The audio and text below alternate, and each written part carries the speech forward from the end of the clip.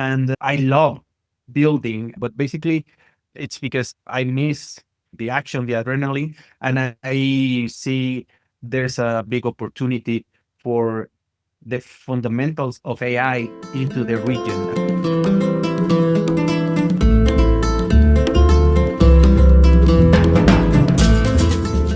Hi, everyone, and welcome to La Frontera, a podcast dedicated to exploring the dynamic startup and venture capital ecosystem in Latin America and the innovators behind it all. We're your hosts, Cyrus and Tom. If you enjoy this conversation, we invite you to subscribe to our newsletter where we announce new episodes and share additional insights and resources for founders and investors alike. We'd also like to invite you to share this podcast with your friends and to leave a review on Spotify, Apple, or YouTube to help more people discover the show. We love hearing from our audience. You can connect with us on LinkedIn and Twitter by searching for La Frontera Podcast. In this episode, we sit down with Angel Cisneros, founder and CEO of Saptiva, an AI infrastructure and orchestration platform in LatAm. We explore his remarkable journey of bootstrapping Quiubas and exiting to Twillio, long before a robust ecosystem existed in Mexico, and his insights on how to position a startup for a successful acquisition.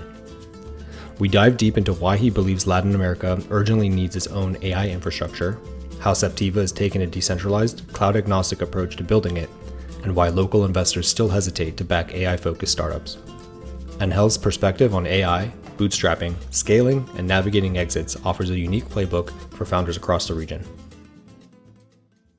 Hey folks, welcome to another episode of the La Frontera podcast. We're here with Angel Cisneros, the founder of Saptiva AI. Angel was previously the founder of Quiubas Mobile, an SMS messaging platform that was acquired by Twillio. He eventually joined a venture role at CISA Ventures. After CISA, he decided to jump back into the founder space and founded Saptiva AI.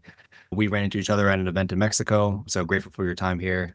We'd love to learn a little bit more about you and what you've been up to these days. Sure. Well, nowadays, as you say, I'm getting up and running Saptiva, the new venture. Everybody asks me or wonders why I'm doing this. It's hard enough to do one startup, then why do a second one? I know it's not easy. I know what it takes, and now I'm here again. But it's just part of the excitement, and I love building. But basically, it's because I miss the action, the adrenaline, and I see there's a big opportunity for the fundamentals of AI into the region and not just being a AI consumer region, which we have the potential to do much more. So I'll try to help doing that. Perfect. So let's start from the beginning then with Quiubas Mobile. Can you share a little bit more about what led you to start that back in 2007, a time back when maybe there wasn't as much like VC activity in Mexico? So would love to learn a little bit more about what was the inspiration behind Quiubas Mobile, how you ended up building that, how you found that team. But then also would love to touch on eventually, like whether you bootstrapped, found VC funding, things like that. Okay. Well, the story is a bit funny. It all started back in one of my cousin's wedding back in October 2006.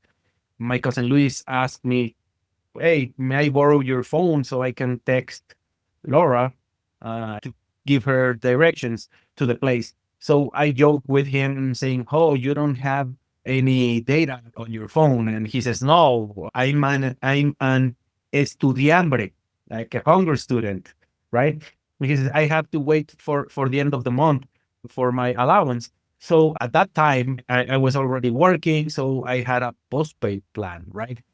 So that situation was very common in Mexico. This communication was very expensive.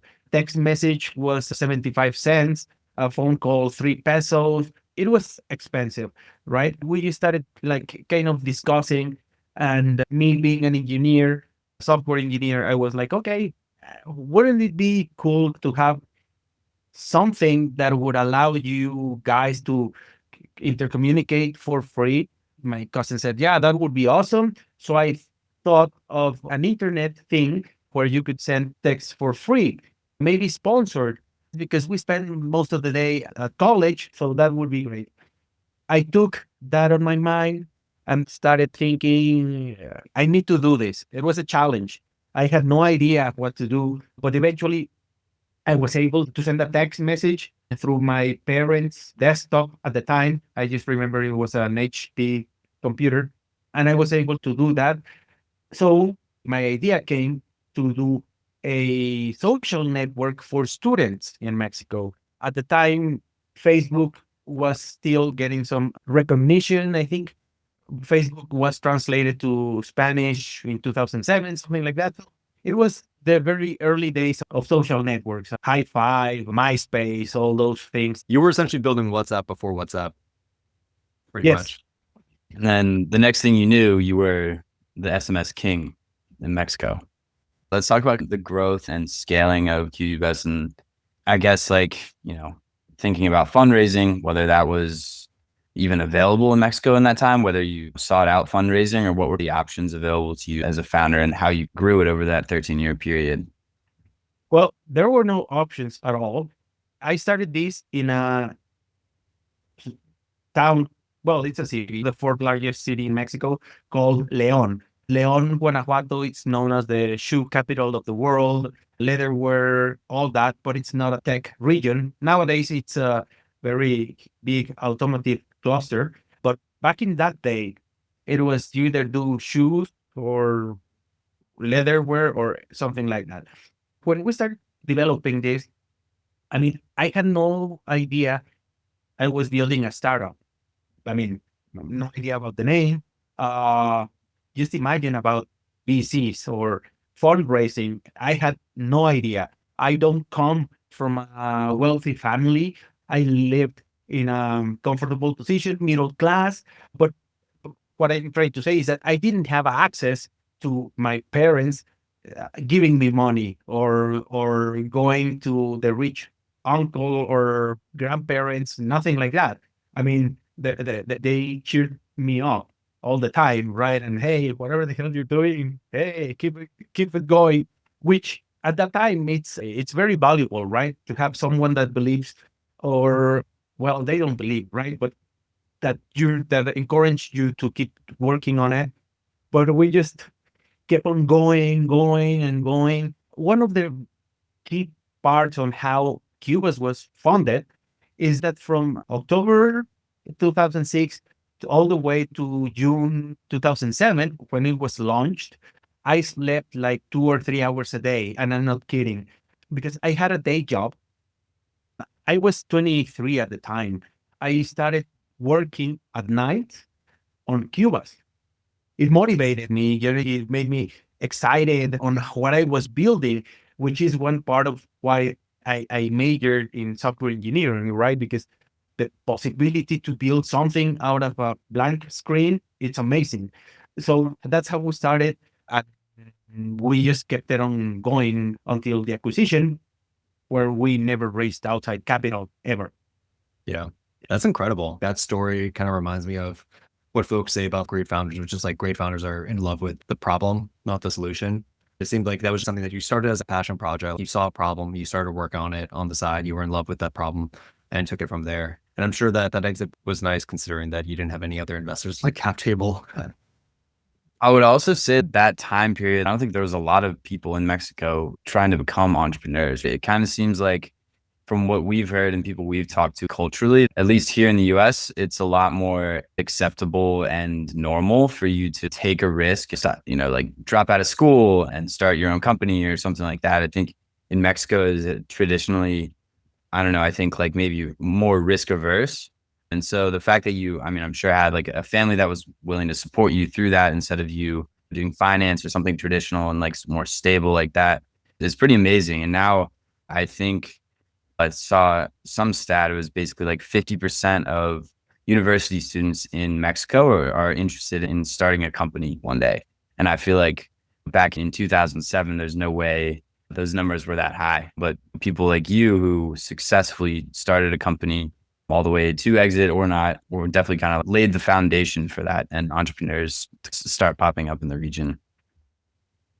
Yeah, totally. I started college in 1999. I graduated in 2004. We were the end of the dot-com era. That's something that you only saw in the internet. At that time, we still used ICQ or Microsoft Messenger.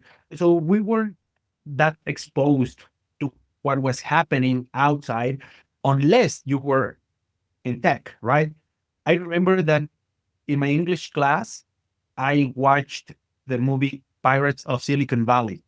That changed a lot of my vision on what could be done and what the hell is Silicon Valley. I started coding like when I was 14, but I had no idea what was Silicon Valley. I just knew Microsoft, and I knew that Apple was a brand that was kind of a boutique brand, or we weren't capable of buying Apple on Mexico, at least not on a big scale. The Tech de Monterrey would encourage you to be an entrepreneur, a businessman, but in a more traditional way, right? Or maybe not even having your own company, but being a boss. I think that's what everybody would agree more. And nowadays, I think that all majors have changed, or you even have majors in entrepreneurship, whatever that means.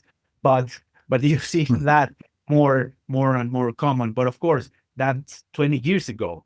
So yeah, I think it was just what I call to define the balls to the wall motto for me. My dad told me when I decided to quit my job, it was a very handsomely paid job at GE in the US, to focus fully on being an entrepreneur.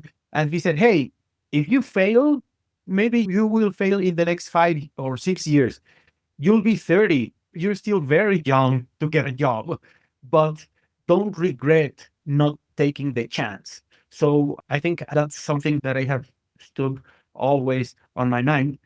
But yeah, I think there are very seldom examples of entrepreneurs doing all these things. Yeah. So you started building, I believe you said 2006, correct? How was it? I mean, obviously the financial crisis hit in 2007, 2008, right afterwards. So how did that affect how you started building Quiubas? And were you still working full time throughout that entire process? When did you decide to eventually quit your job and start working full time on Quiubas? Can you talk through what that period looked like leading up to eventually thinking about acquisition? Well, it was a hard time globally, right? What helped us was the fact that we were a very slim team, my brother and myself. That's it. Just the two of you. Yes, exactly. We were a two-man show. I think the first employee came maybe, I think, 2012, I would say. So, Wow. and we were three. I think the team really started growing in 2014, I would say, something like that. But on that period of time, we had very, very small revenue, very small clients, because everything was new. I mean, we started before the smartphone era. The iPhone came to Mexico in 2008.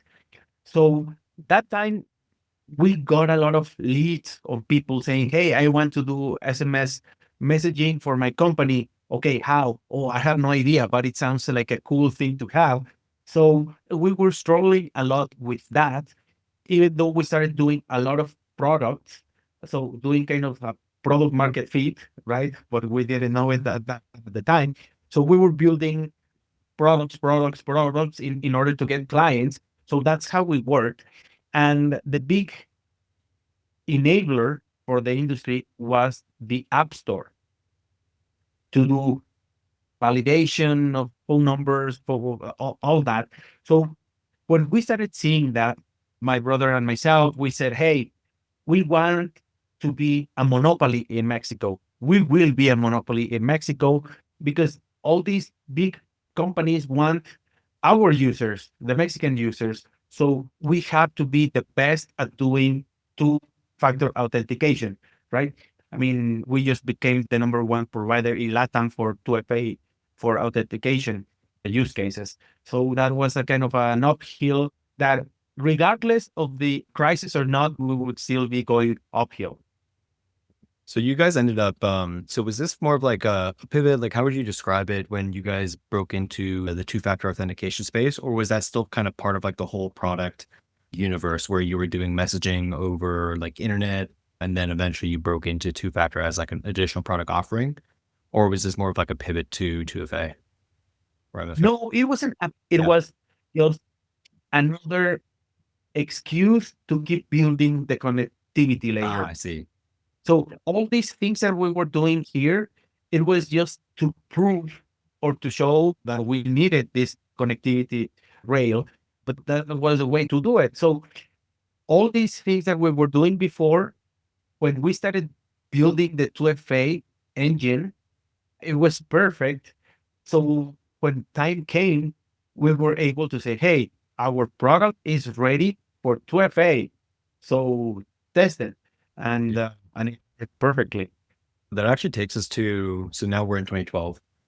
Something that I would love to hear from you is, when are the conversations around potentially looking for like an exit? When did those start to pop up with you and your brother? Well, it was an interesting case because we had our first acquisition offer like 6 months after we launched Quiubas. So that was 2007, but around November, my brother gets a phone call saying, hey, my boss is interested in buying Quiubas. Are you interested? I was like, oh, sure, why not? But at that time, we were still doing, I mean, the social network part was never really functional. If you went into Quiubas.com, you only got the dialogue balloon, the name Quiubas inside, and on top of the UIU, we had smiley faces, like talking to each other. And below, there was only one text box that said, recipient message submit. That was it. So we were paying for every single message that was sent. So the peak on that is that we were doing 35,000 SMS per day, which to us was the world.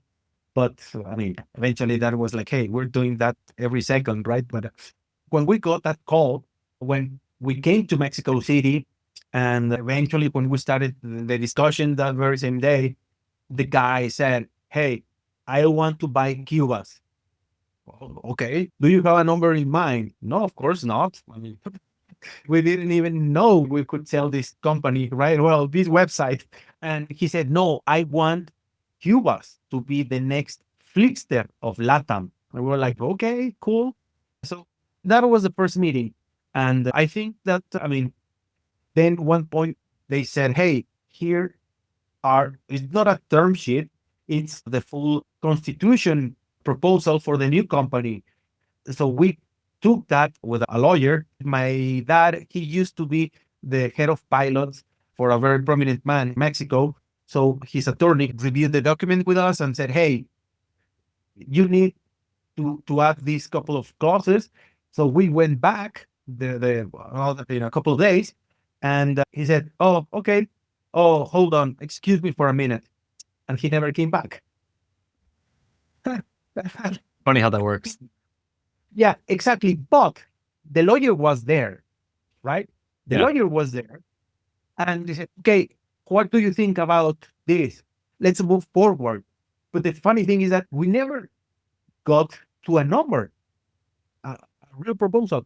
This guy was like, hey, let me discuss and I'll give you some time to think. So he left the room, and my brother and myself were like, what do you say? No, no. I mean, this guy is seeing something that we're not seeing. Yeah. So that was December 2007, January 2008. We completely closed the social network, or the free messaging, I would say. And I started building B2B solutions. So I created the first API.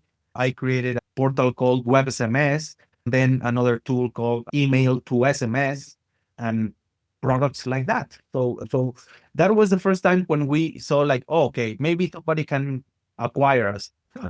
Yeah, maybe But- this is something special. Exactly, but we had to build more so we can sell it more expensive, right? So that was our vision. So that was the first time, 2007, when we saw that we could sell it at some point. Very cool. So then so that happened back in 2007. You guys realized that there was something special here, went through the next few years of building out and focusing on B2B and monetizing the application. So then when it came time to become acquired by Twillio, can you walk us through kind of like what that looked like? We had 3 other acquisition offers. Twillio was our client since 2016. So we kind of knew what we had on hand, right? So we knew that we had the leverage and whatever conversation we had, we explored a couple of merger options in LatAm as well. But we thought that it wasn't the best decision, right? So we kept on going. I have somebody, a VC, sends me an email one time saying, "Hey, can I do an intro with one of my friends who works in private banking here in the US?" And I said, "Yeah, why not?" And we started talking and we ended up being friends. So every time he was in Mexico City, we went for lunch. And then I told him about this merger discussion that we ended. And he said, "Do you really want to sell Quiubas?" And I said, "It's not that I want to sell it, but if somebody buys it, I don't have a problem. I mean, I don't have the, oh, it's my baby. No, I'm fine. And I'll create something big later. I have no idea. But if I decide to sell it, it has to be to someone that actually takes advantage of what we built, because what we built, we're the best ones sending messages in the world. I do know that. Our presence is in LatAm. So it has to be someone that can actually take that to the next level.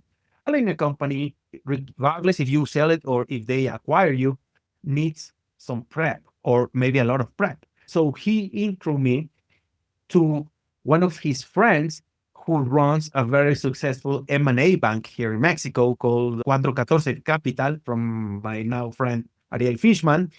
That was 2019. So then he said, "Okay, regardless of where you are now, you need all this to sell your company. If you sell it, if you get acquired, you need to have all this set up. Do you have that?" I said, "No way."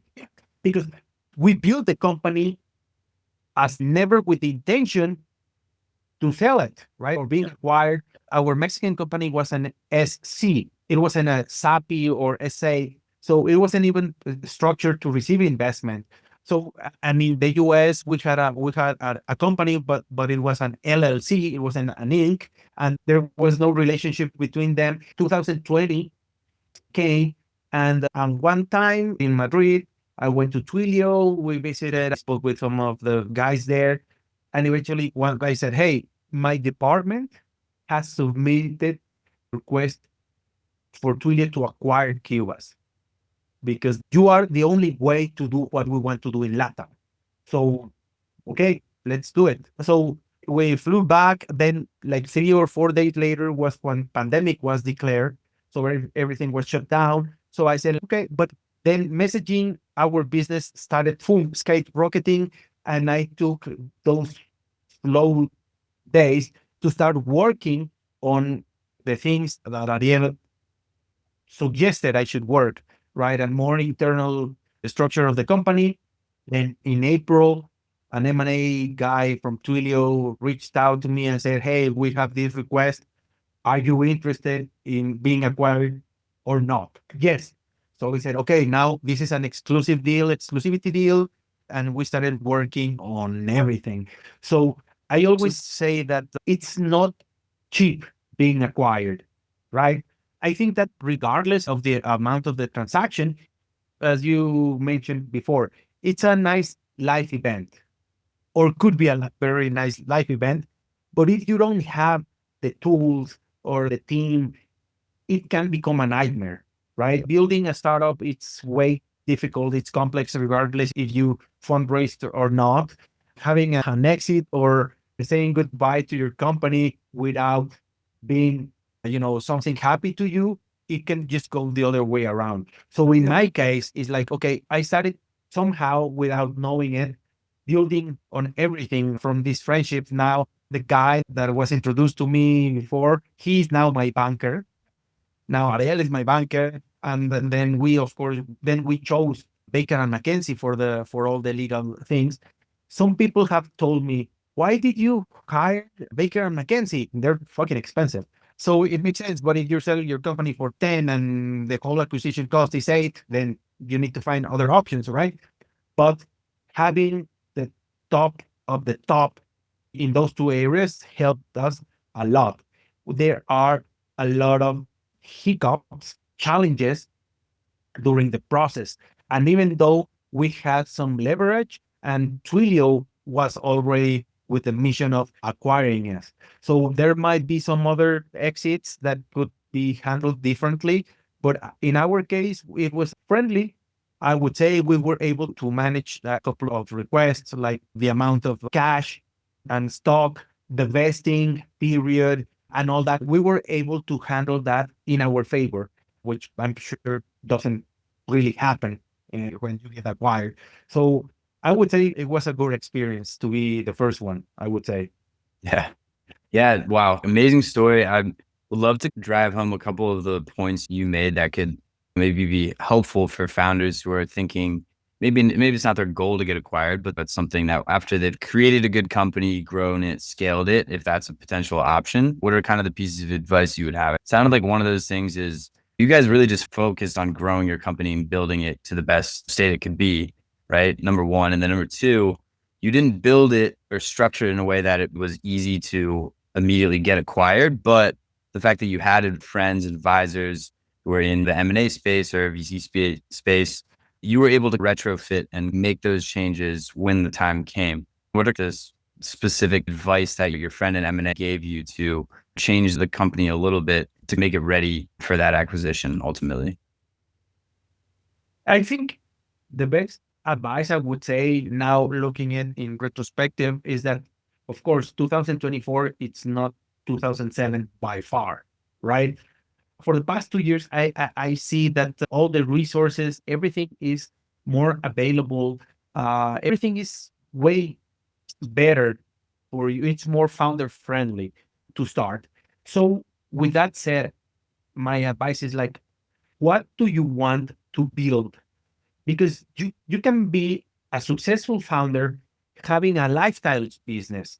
I mean, if you do a business that can do 5 million ARR with a small operation, which with the tools that you have nowadays, it's perfectly plausible to do that. Maybe you can even do that with no employees, just me, you and yourself, or maybe a co-founder. Hey, having a 5 million ARR, oof, it's amazing, right?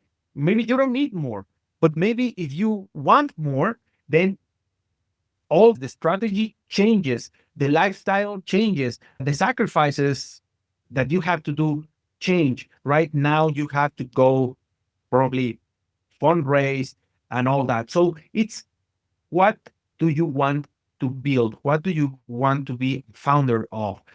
And I think that now with all this access to all this media, you always tend to be influenced on what success means. Like, oh, this company just raised $100 million.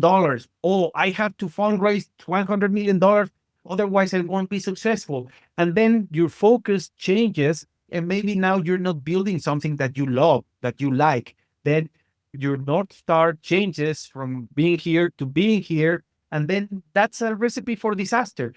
So I think first you have to decide what type of founder you want to be. And that being a founder, successful founder first it has to do with you, right?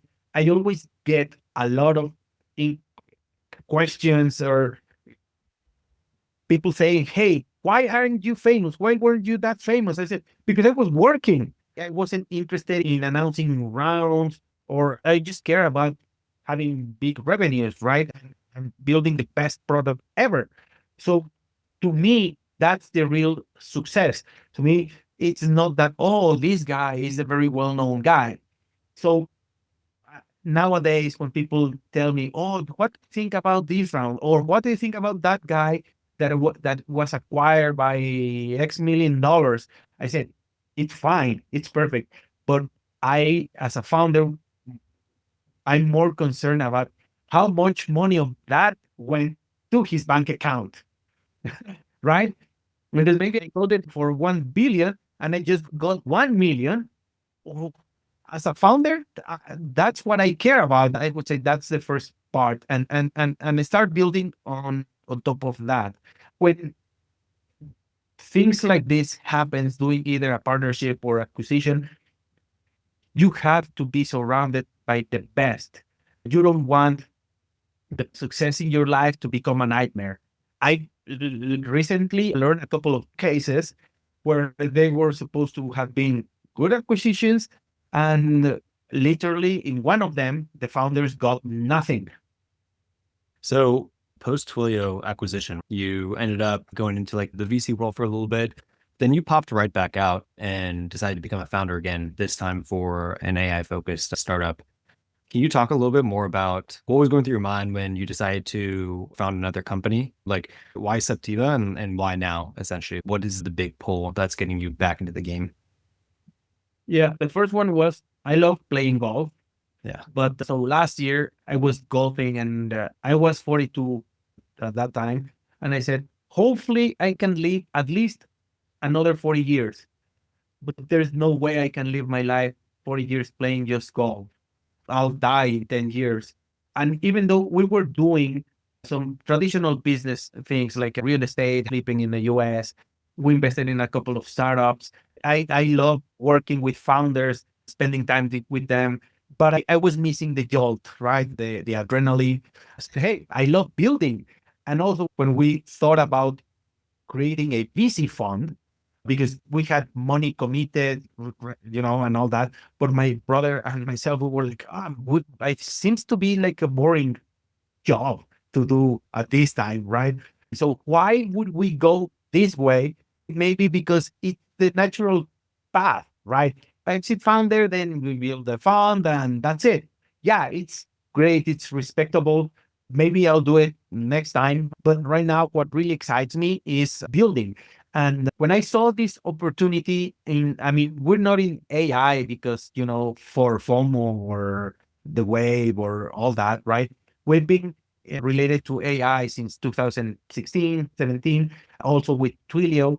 But I see something that needs to be, I don't know if fixed at the moment, but it's something that will happen in the near future, right? Everything is built on top of AI, right? LatAm right now doesn't have the resources to build our own AI. We're such a big region that I just cannot conceive why we have to be dependent on the US or on the OpenAI and the AWS. And since all new companies are being built on top of AI, you need computing resources for that. I don't care if you're a hyperscaler like AWS or Google Cloud. There's going to be a time where not even them will have all the resources to comply with the demand. And of course, Latin America is not a priority, right? Even though they come and set up their data centers, yeah, but most of the time it's just to serve or supply in the US, right? You will have computing demand, energy demand, so many resources demand on the region. And then you go to the data privacy, provenance, sovereignty, all that. So that's where Saptiva comes, says, hey, the solution for this is not to build data centers. I believe in the decentralized AI because nobody needs to have ownership of your own data. Nobody should own your data but you. So the only way to do that is through an open AI, not a closed AI, and just build on top of our own infra that we have built. We orchestrate the public clouds or the on-prem and the edge network of devices. So that's what we see in the future. Data centers are not going to be just like regular data centers, like huge warehouses and all this. You can have a data center with edge devices with, I don't know, maybe imagine a data center full of 1,000 iPhones or with 1,000 devices. How much space is that going to take? How much energy? Much less compared to all that. Then commoditization of AI infrastructure comes, and any regular folk can buy a piece of a data center. We can set the data centers and computing power all over the place without compromising the integrity of your data and not relying on how OpenAI wants to price it, or maybe, let's say, geopolitical decision. Let's say Sam Altman wakes up and says, oh no, I want to make much more money and now 10x the prices. If we are relying on the region, then most of the use cases will be gone. Or what happens if, for political reasons, access to computing from US-based companies is closed or delayed or restricted to outside countries? The gap that we already have as a region, like that is like this, it will increase super fast for lacking access to that. That's what I want to solve. And nobody told me I should solve it. I just see it's a big opportunity there, not for the short term. Like in the long term, that's how I see all the infra will be, not only LATAM, but in the world. So that's the mission that we have at Saptiva.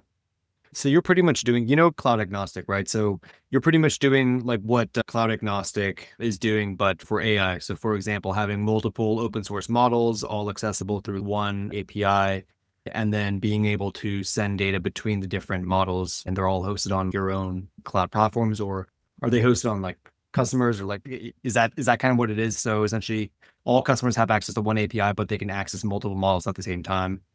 Yes.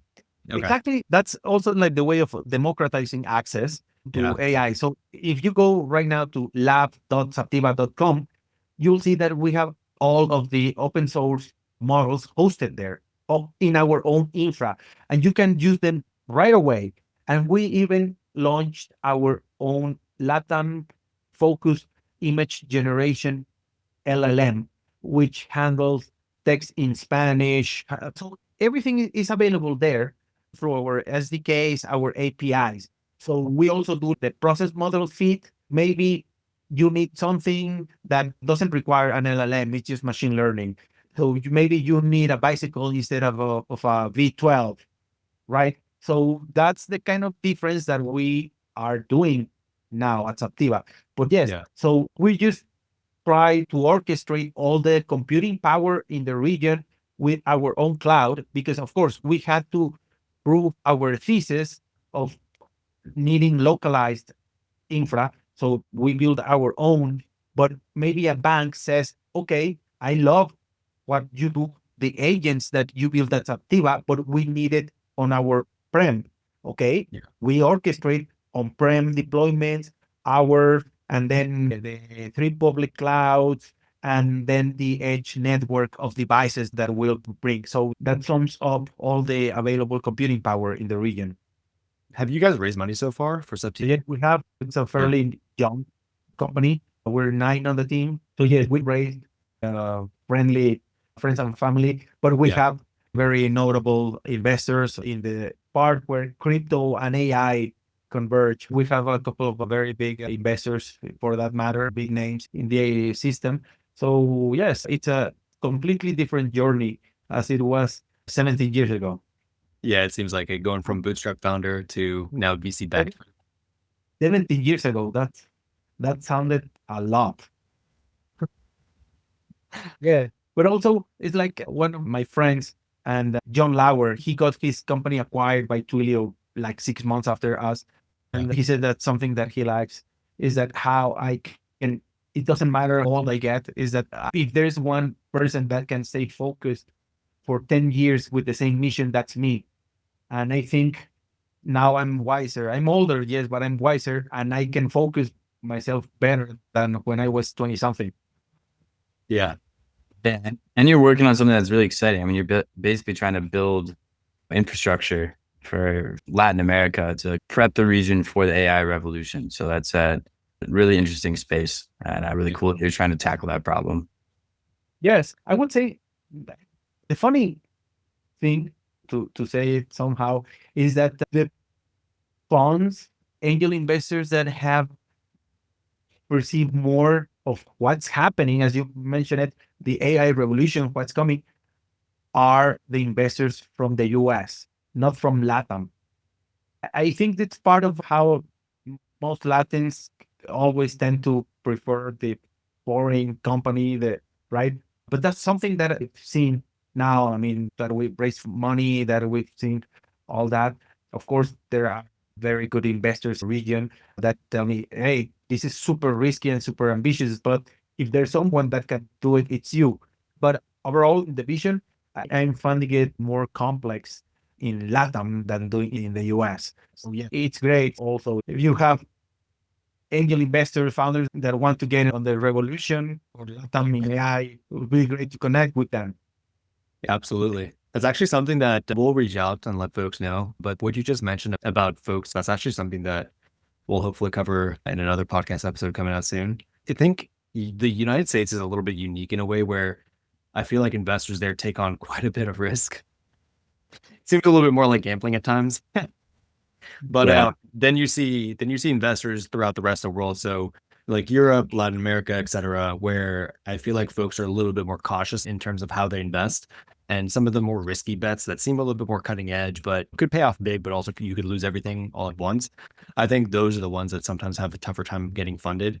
You do end up seeing a lot of, I don't know how you feel about NFTs, but I remember when that was a huge surge. I think there are folks in the United States just pouring money into that, and we can all see how that turned out. I think there's two things you get from that, right? Like if you're funding projects that may be viewed as risky or trends that seem as risky, number one, a lot of times it'll pay off. And that's why you see ecosystems like the US advancing. But that also feeds bubbles, which is another thing we're definitely seeing in the AI space. Now it'll be interesting to see in the US what are the winners that eventually come out of that. But it is interesting also to hear that it sounds like from what you're saying, have the investors in Latin America maybe aren't as bullish on AI and in LatAm, at least for now. They don't really see the reason as ready. Whereas international investors like in the US, what better time than the present? Because they've already been investing in it for the past few years.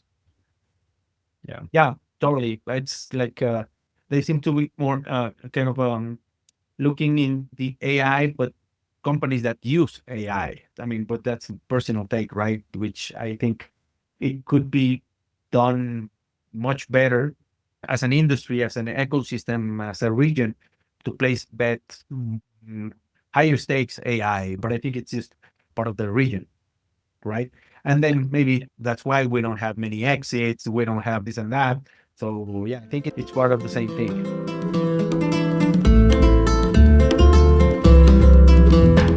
Thank you for tuning in to another episode of La Frontera. We hope you enjoyed the show. You can listen to more great conversations on our Spotify, as well as on your other favorite streaming platforms. You can find us online at lafronterapodcast.com, and make sure to subscribe to our newsletter for show notes and to stay in the loop for new content. Ciao for now.